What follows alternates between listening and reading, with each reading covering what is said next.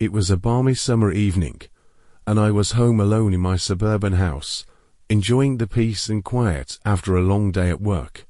I was in the kitchen, preparing dinner, when I heard the sound of footsteps echoing through the hallway. I froze, my heart racing as I strained to listen. Could it be an intruder? I grabbed a knife from the counter, my hands trembling with fear, and slowly made my way towards the source of the noise. But when I reached the hallway, there was nobody there, just the empty darkness stretching out before me. I frowned, puzzled. Maybe it was just my imagination playing tricks on me. But then I heard it again, the unmistakable sound of someone breathing, right behind me. I whirled around, my heart pounding in my chest. But there was nobody there, just the empty air, thick with a sense of unease. I backed away slowly, my eyes darting around the room, searching for any sign of movement. That's when I saw it, a faint outline in the darkness, a shadowy figure lurking in the corner of the room. I gasped, my blood turning to ice as I realized I wasn't alone. There was something or someone in my house with me. I wanted to scream, to run for help, but fear held me rooted to the spot. And then, just as suddenly as it had appeared, the figure vanished, leaving me alone in the silence of the night. I spent the rest of the evening barricaded in my bedroom, the knife clutched tightly in my hand, too afraid to venture out into the darkness. And though the phantom presence never returned, the memory of that night still sends shivers down my spine. It was a chilly winter night, and I was home alone in my apartment, nestled in the heart of the city. My roommates were out of town for the weekend, leaving me to enjoy some much-needed solitude, or so I thought. As I settled into bed, I heard a creaking sound coming from the living room. I froze, my heart pounding in my chest. Could it be an intruder? I tried to convince myself it was just the old building settling, but the rationalization didn't ease the knot of fear in my stomach. Summoning all my courage, I tiptoed out of bed and crept towards the living room, my footsteps barely making a sound on the hardwood floor. That's when I saw it, a shadowy figure lurking in the corner, barely visible in the dim light. My blood ran cold as I realized I wasn't alone. There was someone, or something, in my apartment with me. Panic surged through my veins as I debated whether to confront the intruder or call the police. But before I could make a decision, the figure vanished into thin air, as if it had never been there at all. I spent the rest of the night huddled in my bed, the covers pulled tightly around me, too afraid to close my eyes for fear of what might lurk in the darkness. And though the figure never returned, the memory of its presence haunted me long after the sun rose.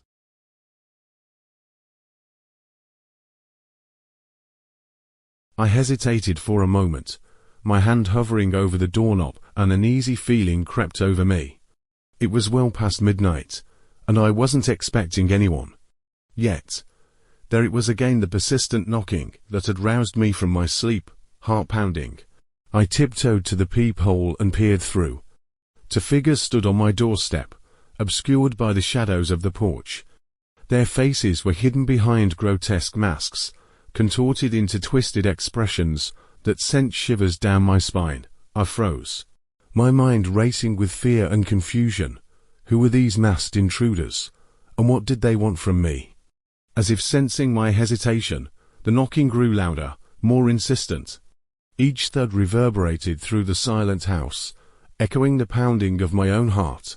Summoning every ounce of courage, I took a deep breath and reached for the phone, fingers trembling as I dialed 911. But before I could utter a single word, a chilling realization washed over me. The landline was dead. Panic surged through me, rendering me paralyzed as I stared at the lifeless phone in my hand. Trapped in a nightmare, with no means of calling for help, I was at the mercy of those ominous figures outside. Forcing myself to focus, I scanned the room for any possible escape route, but the windows were sealed shut, and the doors reinforced with sturdy locks. There was nowhere to run, nowhere to hide. Desperation clawed at my chest as I heard the sound of splintering wood, the unmistakable sound of the door being forced open. With a strangled cry, I bolted towards the stairs, racing to barricade myself in the safety of my bedroom. But before I could reach sanctuary, they were upon me, to towering silhouettes, looming ominously in the darkness. Their masked faces leered at me, eyes gleaming with malice as they closed in, trapping me in a corner. With nowhere left to turn, I braced myself for the inevitable. But instead of violence, they spoke words dripping with menace, promising unspeakable horrors if I dared to defy them. I nodded, my throat constricted with fear as I watched them ransack my home, tearing through drawers and cabinets with ruthless efficiency. They were searching for something, though I dared not guess what.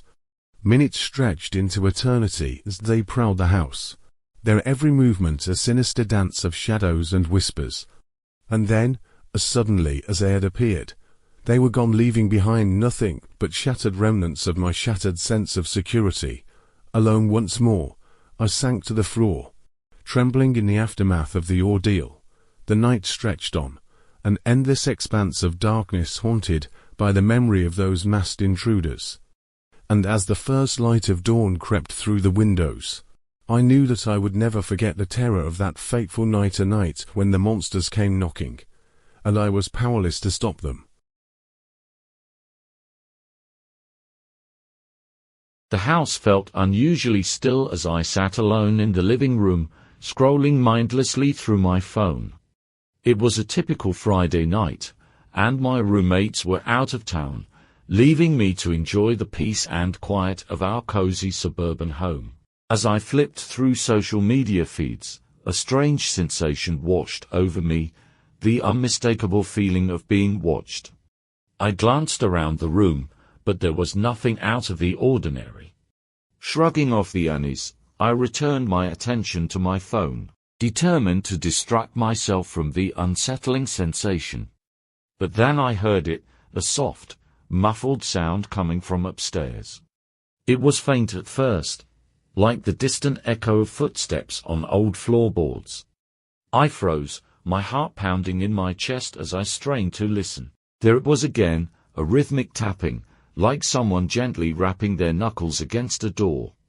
But all of my roommates were gone for the weekend. Who could possibly be upstairs? With trembling hands, I reached for my phone, ready to call the police at the first sign of danger. But before I could dial, the tapping stopped abruptly, leaving behind an eerie silence that seemed to stretch on for an eternity. I debated whether to investigate, my rational mind telling me it was just the house settling or a trick of the wind. But deep down, I knew something wasn't right. Gathering my courage, I tiptoed towards the staircase, the floorboards creaking beneath my feet with each cautious step. As I reached the top of the stairs, I felt a chill run down my spine. The hallway stretched out before me, dimly lit by the glow of the moon filtering in through the windows. And that's when I saw it, a faint outline of a figure standing at the end of the hallway, their form obscured by the darkness. My breath caught in my throat as I stared at the apparition, my mind struggling to make sense of what I was seeing. It was like something out of a horror movie, a ghostly presence lingering in the shadows, its eyes fixed on me with an intensity that sent shivers down my spine. I wanted to scream, to run far away from this haunted house and never look back. But something held me in place, rooted to the spot as if by some unseen force, and then, in a voice barely above a whisper, the ghost spoke. "Help me," it pleaded, its voice echoing through the empty hallway. I felt a surge of compassion wash over me, overriding my fear as I took a tentative step forward. "What do you need?" I asked, my voice trembling with uncertainty. But before the ghost could respond, a sudden gust of wind swept through the hallway, extinguishing the flickering candle on the nearby table. And just like that, the apparition was gone, leaving behind nothing but a lingering sense of dread. I stood alone in the darkness, the echoes of the ghost's plea still ringing in my ears, and as I turned to retreat back downstairs, I couldn't shake the feeling that I wasn't alone in the house, that something sinister was lurking just beyond the shadows, waiting to reveal itself when the time was right. The house was eerily quiet as I sat alone, the glow of my laptop casting long shadows across the room. It was well past midnight, and the only sounds were the occasional creaks of the old floorboards and the hum of distant traffic.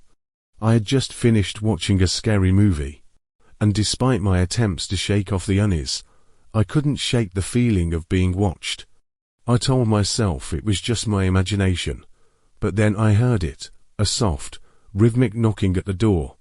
My heart skipped a beat as I glanced nervously towards the front entrance. Who could be knocking at this hour? I checked my phone, but there were no missed calls or messages. With a shaky hand, I reached for the door handle, my mind racing with thoughts of intruders and ghostly apparitions as I cautiously opened the door. A gust of cold wind swept into the house, sending a shiver down my spine. Standing on the porch was a figure cloaked in darkness, their features obscured by the shadows. "Hello," I called out, my voice barely above a whisper. There was no response, just the sound of the wind rustling through the trees. I took a step forward, squinting to get a better look at the mysterious visitor. And then, without warning, they spoke, a voice that sent chills down my spine. "May I come in?" they asked. Their tone unsettlingly calm. I hesitated, my instincts screaming at me to slam the door shut and lock it tight. But something about the stranger's presence held me in place, rooted to the spot, as if by some unseen force. "Why," I managed to choke out, my voice barely audible over the pounding of my heart. "I seek shelter from the storm," they replied cryptically. I glanced up at the sky, but there wasn't a cloud in sight. The night was clear and starry, the moon casting an ethereal glow over the landscape. "Please," the figure insisted, taking a step closer. "I mean you no harm." Against my better judgment, I stepped aside, allowing them to enter. As they crossed the threshold, a sudden gust of wind extinguished the candles on the mantelpiece. Plunging the room into darkness, I fumbled for the light switch, my hands trembling as I tried to regain control of my racing thoughts. When the lights flickered back on, the stranger was gone, leaving behind nothing but a trail of muddy footprints leading towards the staircase. I stood frozen in place, the hairs on the back of my neck standing on end. Had it all been a hallucination, a trick of the mind brought on by fatigue and fear? But then I heard it again, the soft, rhythmic knocking at the door. Only this time, it was coming from inside the house.